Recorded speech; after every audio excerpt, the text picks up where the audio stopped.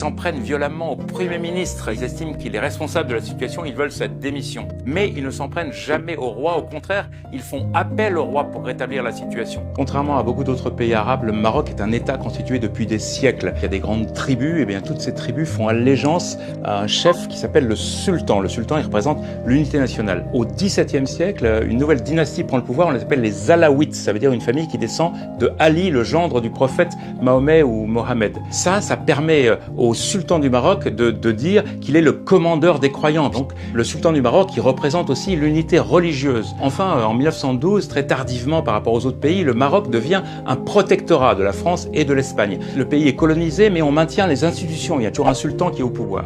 Après la Seconde Guerre mondiale, il y a des partis indépendantistes qui se créent. Et au Maroc, le sultan, qui s'appelle Sidi Mohamed Ben Youssef, il défend les partis indépendantistes. Ça déplaît à la France. En 1953, la France détrône le sultan, on l'envoie en exil en Corse et à Madagascar. Seulement, ça a l'effet inverse de celui qui est recherché. Les Marocains sont fous d'amour pour ce sultan parce que le sultan, c'est lui qui représente leur volonté d'indépendance. En 1955, le sultan revient en triomphe au Maroc, il signe les accords de décolonisation avec la France et en 1956, le Maroc devient un nouveau pays, un royaume, et désormais le sultan, on l'appelle le roi, qui prend le titre de Mohamed V.